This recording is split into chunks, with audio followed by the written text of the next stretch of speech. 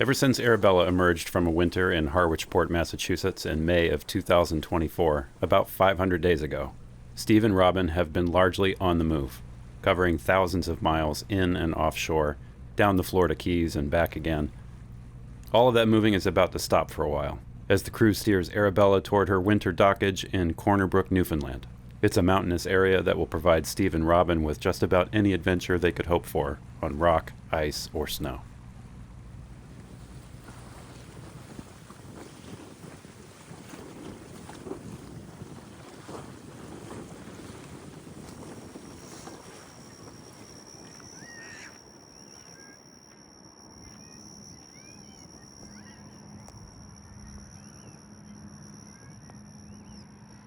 And this week's episode starts just after they've exited the Bredor Lake. They stopped in Sydney, Nova Scotia for a quiet couple of days, making the last preparations to the boat before the crossing over to Newfoundland.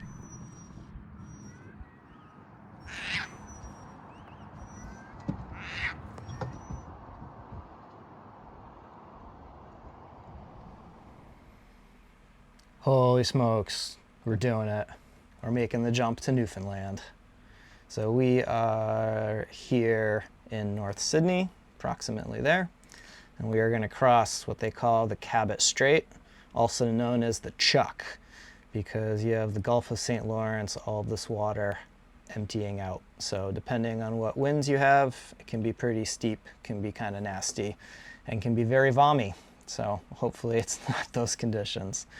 But we're going to be crossing over and going to, I'm going to butcher the name of this, but Isle Mort, right next to Port aux Basques. And then that way we can take the ferry back, grab the truck, and shuttle the truck up so that we have that in Newfoundland. So the wind looks decent. We're going to be coming out of North Sydney here and have pretty much a downwind run across the strait. And then this is the Canadian Marine forecast. So anything 20 knots and above, they consider a strong wind warning. But for us, for a downwind run, should be some pretty decent conditions. Seas 1 meter or less. We'll see if that holds true. That would be really nice if that held true.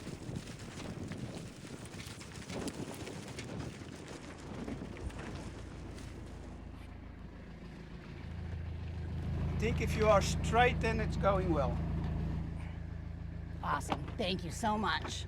Have a good trip. Yeah, we will. We hope to see you again out on our journeys. Never knows. Could happen. They say always, sea is a very small village. Everybody knows each other and everybody meets each other. All right, yeah, that's what we're expecting.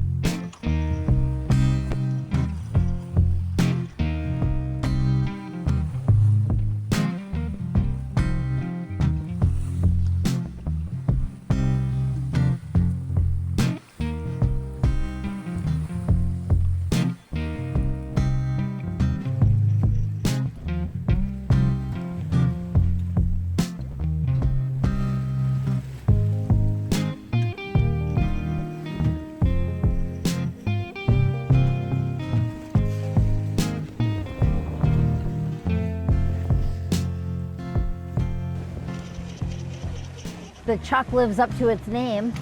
Yeah, the Chuck lives up to its name. We are rocking and rolling.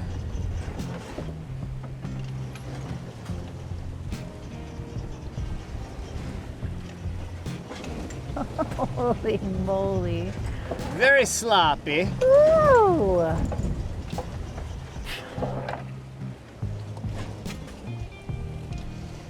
Well, you want to go down below and try to get some sleep?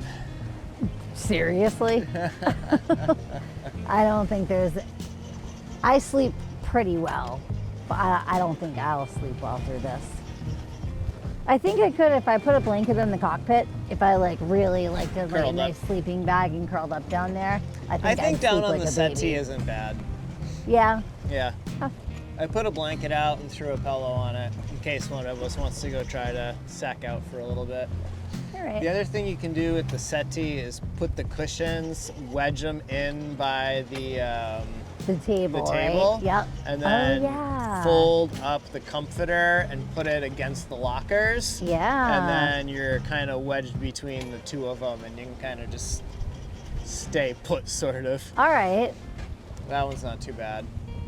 All right. Our bunk wouldn't be fun right now. No, I fall out of it.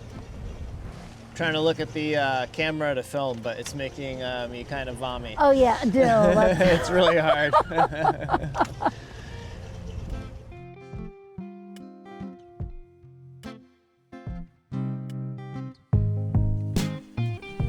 Despite how even I was feeling after editing this part, Steve and Robin were able to make this crossing with no seasickness. They did not, however, get much sleep that night.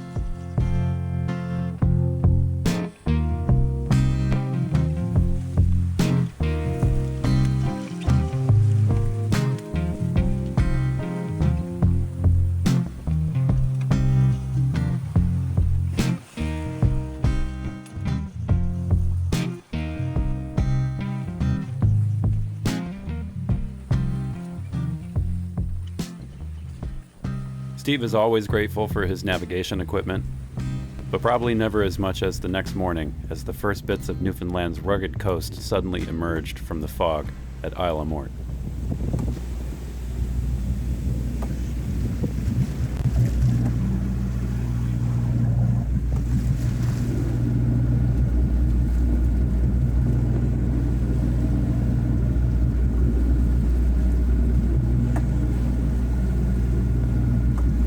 Can't imagine coming in here with a sea running.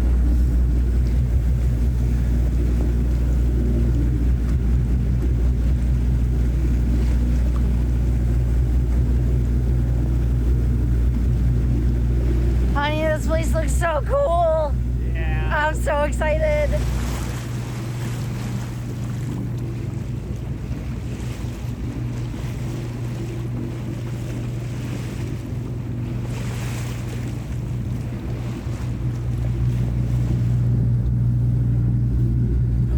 That's where we want to go, over there, right? Yeah.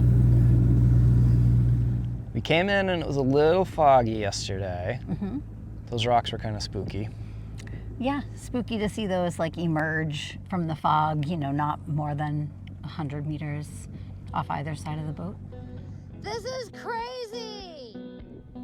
Yeah, while the boat is in 100 feet of water. Yeah, that just, I mean, these hills just keep going under the water. Yeah.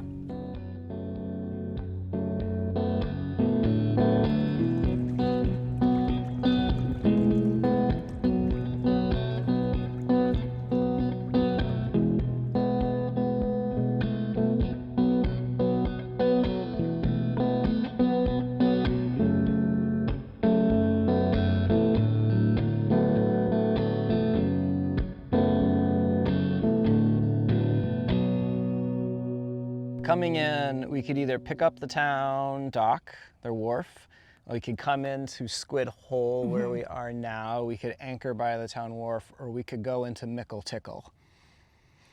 And Mickle Tickle is very narrow, and it was kind of foggy, so we weren't so sure about that. But then after doing some exploration yesterday in the tender, Mickle Tickle looks pretty cool. it looks so cool. And the name, Nickel Tickle. I mean, we gotta go.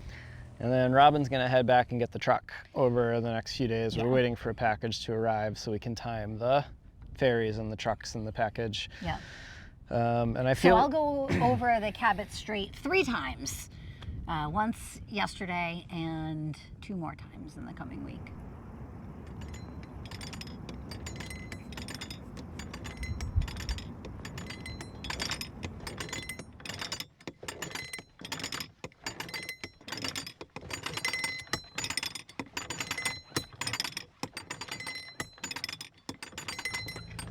All right, All right, I'm just gonna leave the anchor hanging. All right, are we good to go?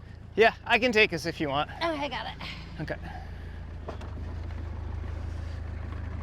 So you kinda wanna hug these rocks to your left a little bit. Okay. Like our track is right ahead of you. Yeah. I see it. And this is where we just wanna be going nice and slow so that if we do hit something, it's not catastrophic. Yeah.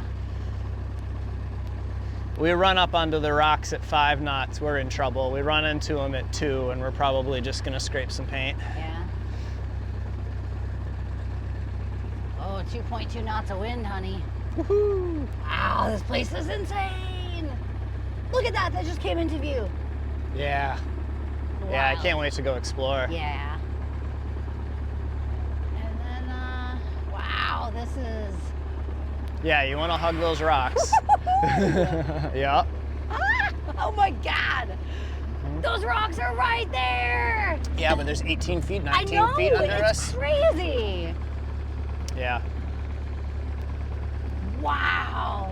20 feet, 10 feet off the Yes. rocks. I can touch them. I can't, but crazy. Yeah, I was having a hard time driving in yesterday because I wanted to look at the land and I needed to keep looking at the water. Like yesterday, we couldn't see any of that though. It was pretty foggy when we came Yeah, in. I couldn't see that far. No. Yeah, we definitely need to go do some exploration. Yeah.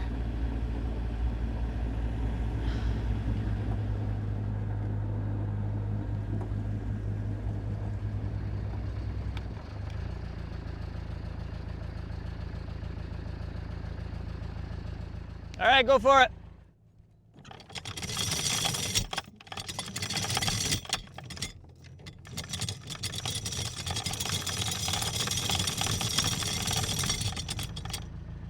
Cool.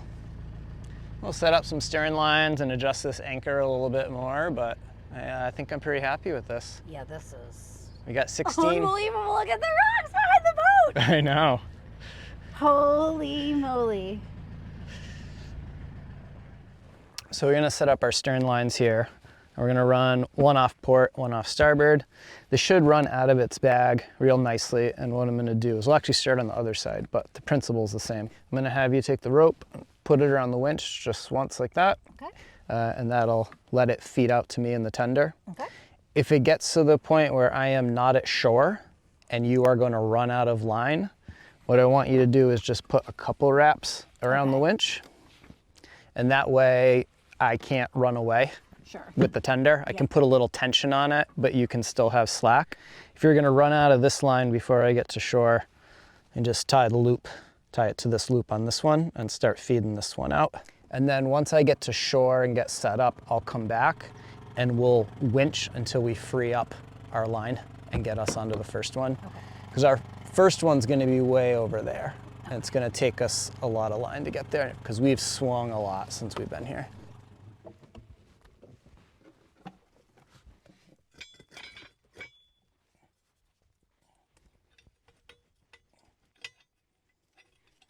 That'll do, that'll do.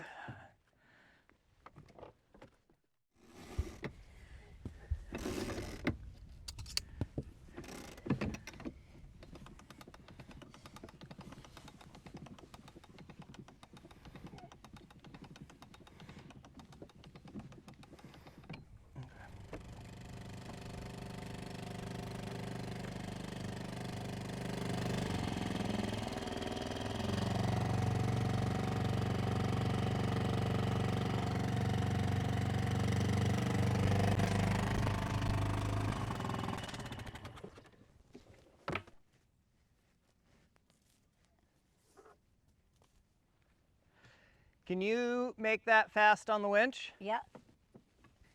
Can you go up to the windlass Yep. and let out another 20 feet? Yep.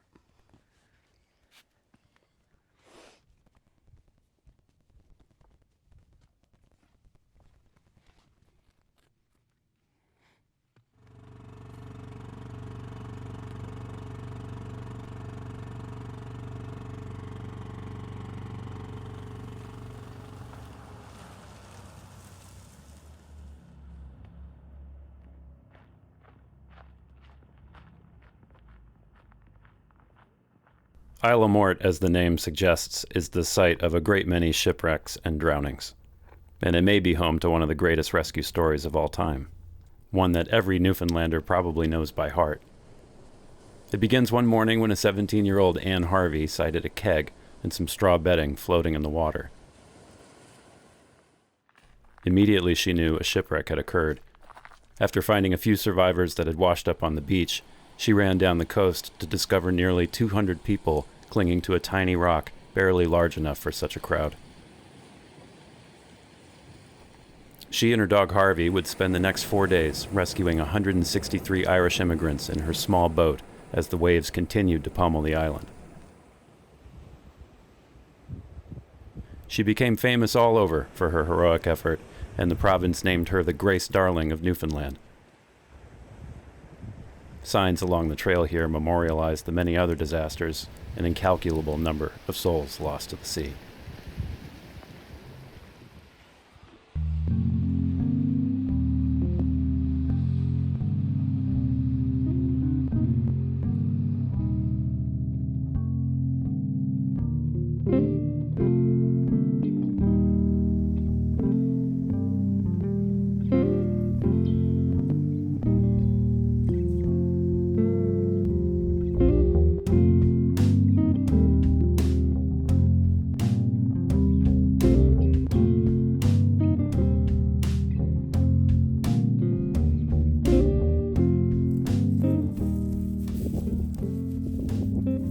Just unbelievably beautiful.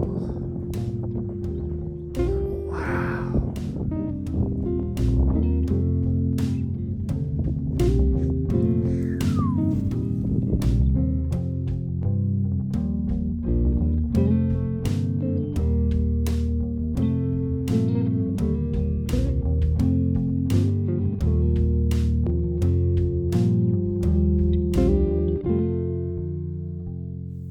It is time to continue the journey north. Robin left yesterday and rode her bike to Port aux Basques and got on the ferry and went back to Nova Scotia and got the truck and got back on the ferry and has just got back to Newfoundland. So she's in Port aux Basques, and I'm gonna untie the lines and single hand Arabella the 30 or so miles and meet up with her in Codroy.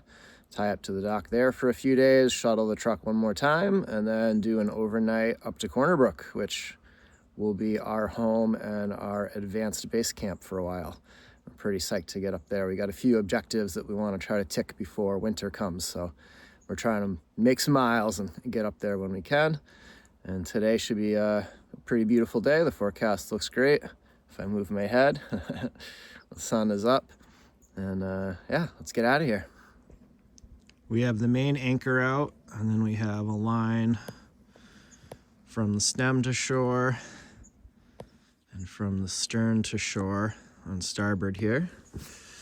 And then we've got one line holding us back towards port. When the tide went down when we first got here, there's a rock over here that I think we would float over even at low tide, but it would be really close. So that's why we only have one line kind of holding us off to port and two to starboard, because somewhere in around there is a rock that we don't want to bump into. So I'm going to drop these lines. They're all set up so that we can drop them back here at the boat. So this one's around the winch with a couple hitches because it was really short.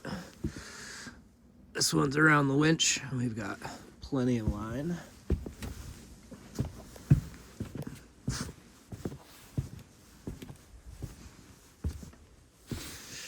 I had to extend this one, it wasn't quite long enough. Through the chalk, over the Samson post, and down to the windlass. And these have done a fine job of holding us here.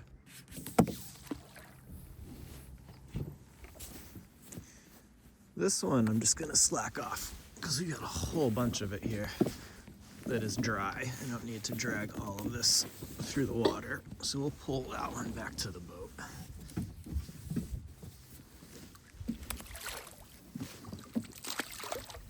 This is our 100-foot mark. Since there's no real current and no wind, we're gonna bring up to about the 50, and then we'll go grab those lines and get out of here.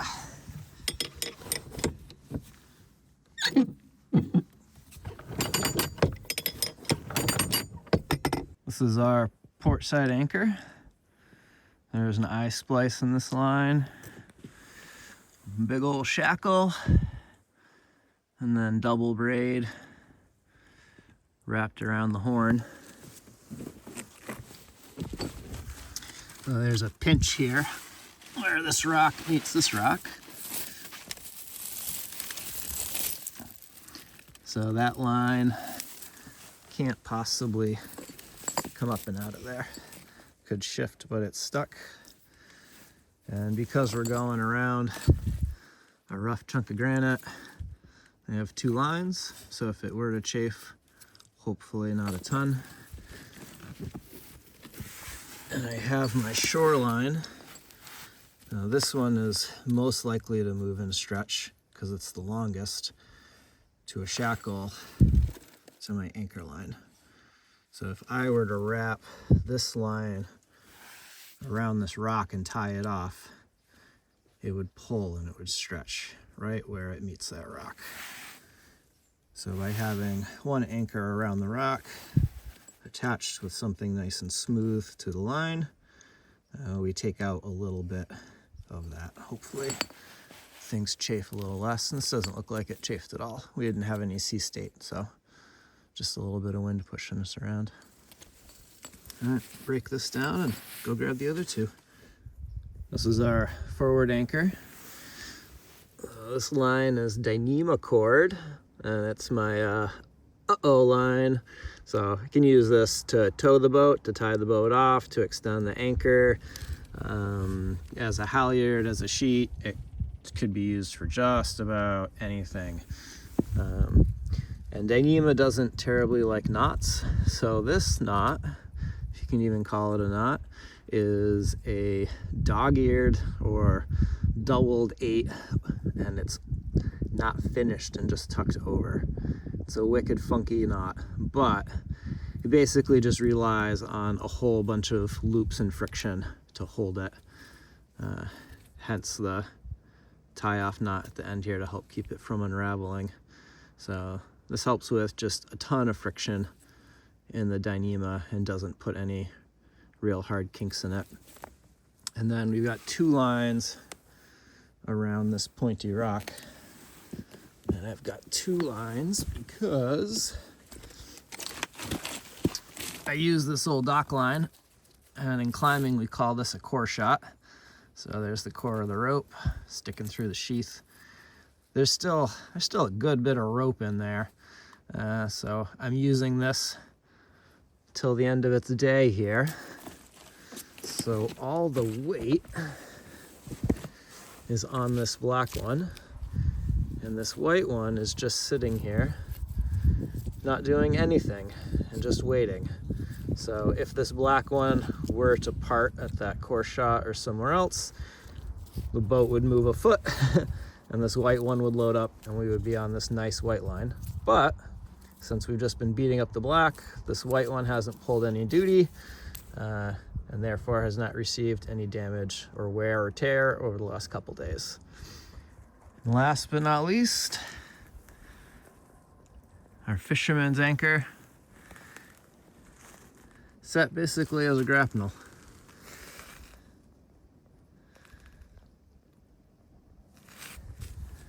So when doing this, you want to make sure that the line and your shaft are in line, because if this were to pull that way real hard, we'd probably bend our shaft down there. And we're gonna make sure that it's not gonna get wedged in so tight that you're not gonna be able to get it out. But yeah, this works pretty well.